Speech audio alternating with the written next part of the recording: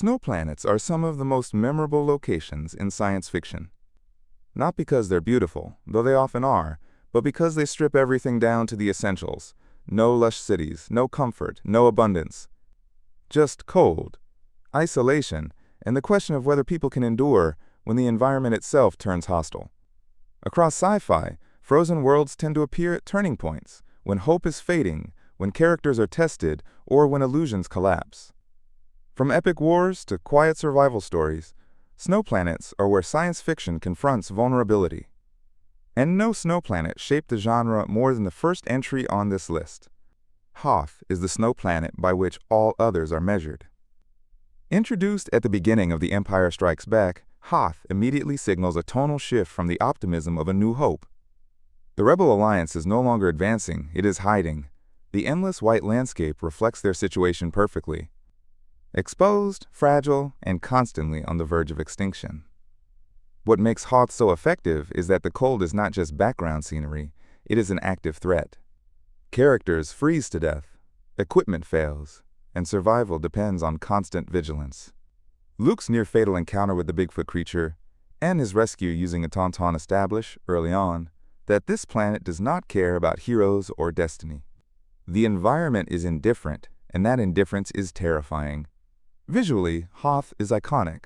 The stark contrast between white snow, cold steel Imperial walkers, and the red scars left by blaster fire. The Battle of Hoth turns the planet itself into a tactical obstacle. Snow slows movement, limits visibility, and emphasizes how outmatched the rebels truly are.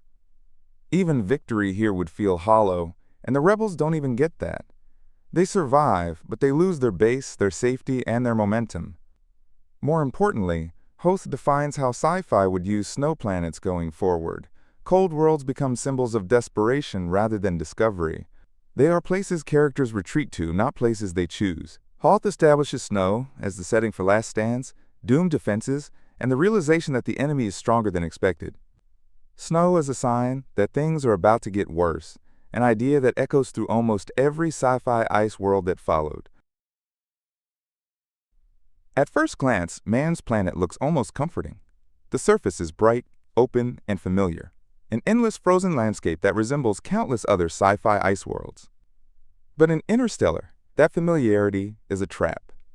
What appears to be snow is actually frozen clouds, suspended just above a solid surface. This deception mirrors the film's deeper concerns. Man's planet represents the collapse of trust under extreme pressure. Dr. Mann, once humanity's best hope, falsifies data to lure or rescue, not out of malice, but out of fear. The cold of the planet is not dramatic or heroic. It is slow, clinical, and absolute. Survival here is not a matter of courage, but of time, oxygen, and physics.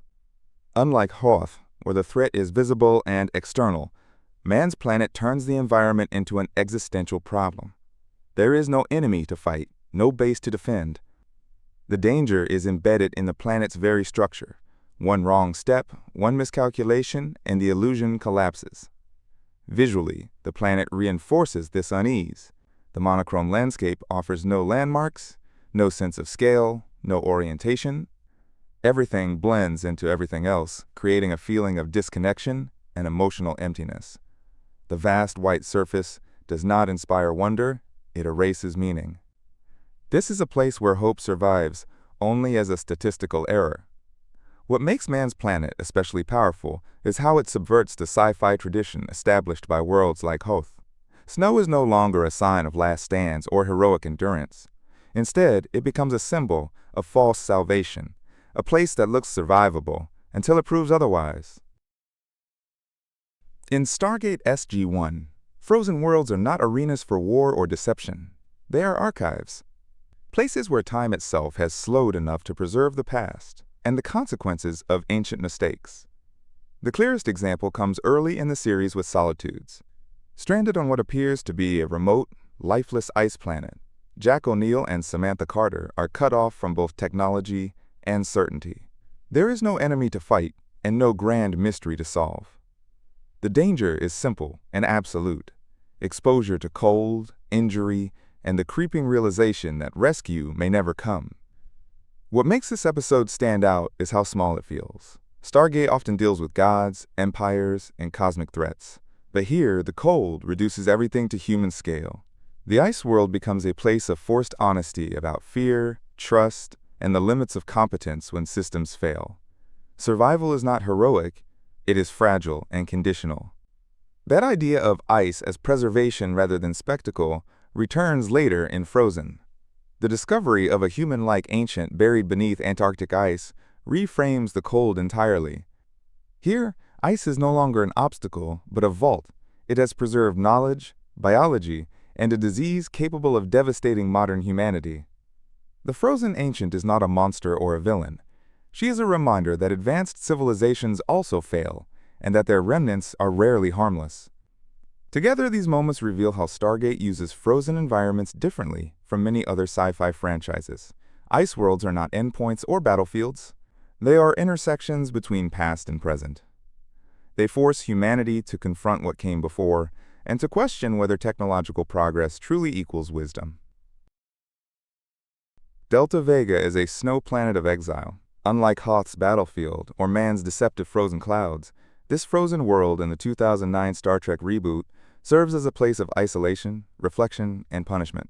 It is the setting where Captain Kirk and Spock Prime meet in a landscape stripped of everything familiar, like civilization, warmth, and safety. The planet is stark and inhospitable. Winds whip across endless snowfields, visibility is limited, and every step feels tenuous. Symbolically, Delta Vega represents exile. It is where those who have failed, or who are burdened with impossible knowledge, are sent to reckon with their actions. Spock Prime's presence on the planet reinforces this. He is alone, carrying the wisdom of countless battles and the loneliness of survival. Visually, the planet is almost mythic.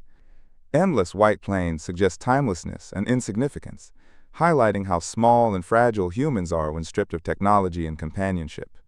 The isolation of Delta Vega gives the cold a narrative weight. Here, snow is not a background obstacle. It is a character shaping events, decisions, and the psyche of those who tread across it. Futurama approaches snow planets in a way no other sci-fi does, with humor, absurdity, and surprisingly deep existential themes. The show takes the familiar motifs of frozen worlds and twists them into both parody and philosophical reflection. In The Tip of the Zoidberg, the series explicitly parodies Hoth, placing characters in a harsh, snowy environment that exaggerates the tropes of survival sci-fi. Here, snow is not a subtle threat. It is overt, ridiculous, and yet strangely relatable. The episode highlights how frozen worlds are instantly recognizable as spaces of danger and struggle, even when the audience knows it's exaggerated. So that's it. What do you think? Let me know your thoughts in the comments below. Don't forget to like and subscribe. Until next time.